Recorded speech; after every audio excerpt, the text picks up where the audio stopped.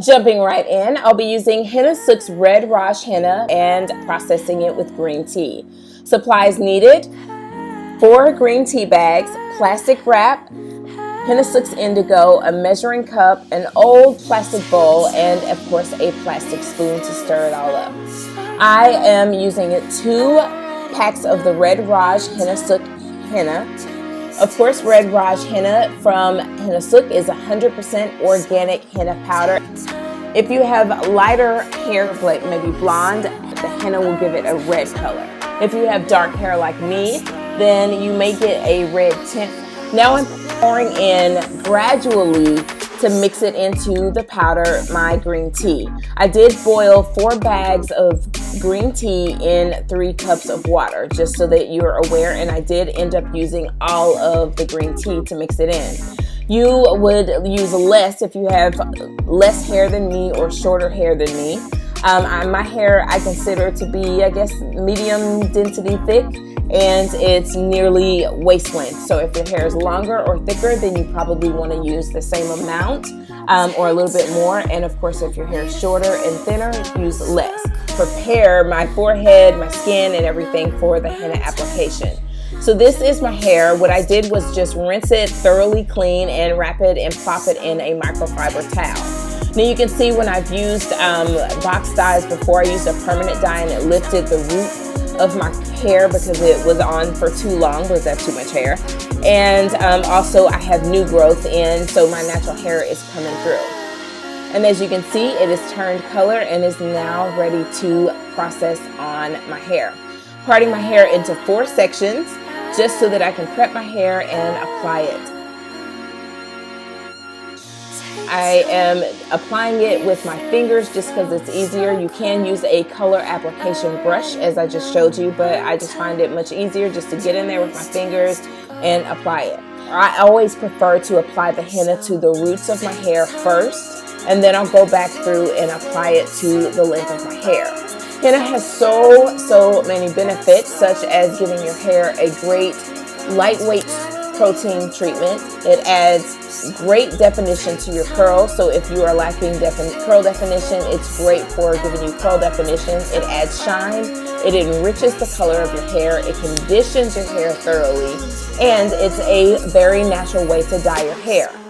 As you'll see in part 2 of this process, I'm going to be adding indigo. So I have applied the henna to not only the roots of my hair, but also down the length of my hair.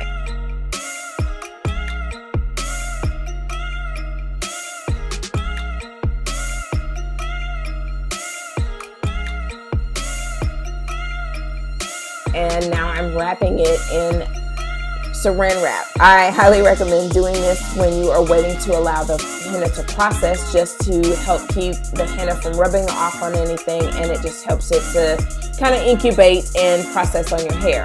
Henna normally processes within 4 to 6 hours, but for the best color payoff, I usually leave mine on overnight.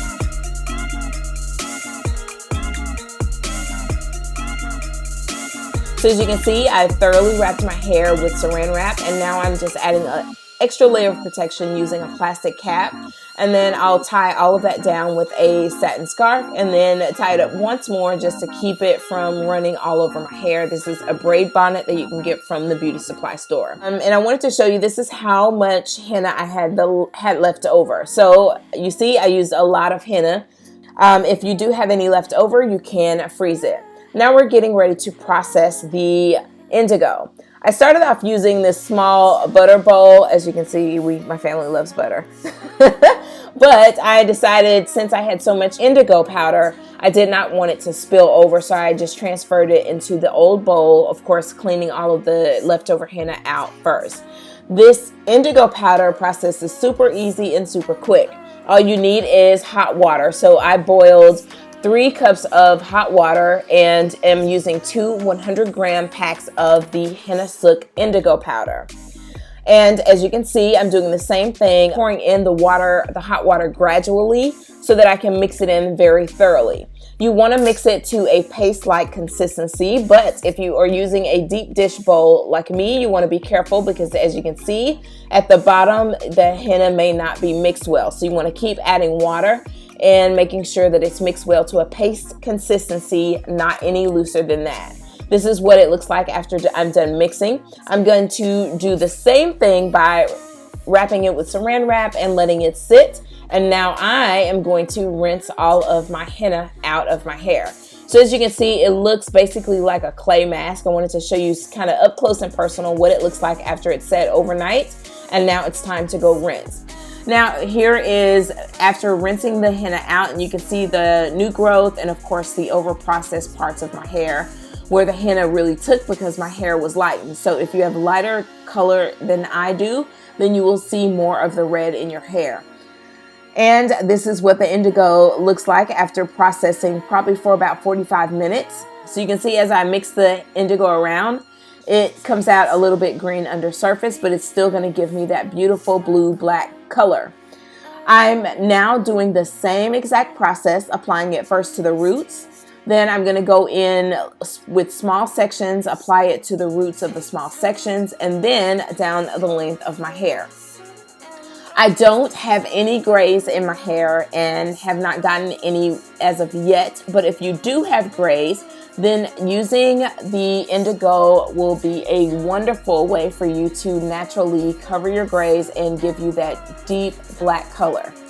You may have to process the indigo twice. So you'll see later in the footage, I did still have a little bit of the red showing in my roots, but not much, not enough for me to care that I need to go back and really reprocess it as of yet. But if you really want to do so, you can reapply it. As you can see here, I'm applying it to my brows just so I can deepen my brows and make sure that they match more closely to the color of my hair. And I'm making sure that I take a damp towel to clean up around the areas of my brows and make sure that it's only on the hair portions of my hair.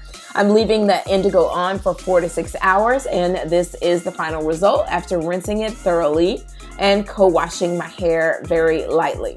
I did deep condition my hair, and this is the final result.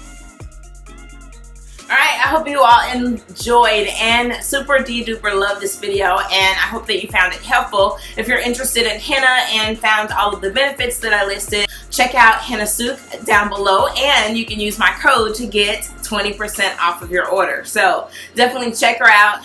Make sure that you show her some love and then also order, and don't forget to use my code. So use that to get 20% off. But let me give you one more look at my hair, the final results.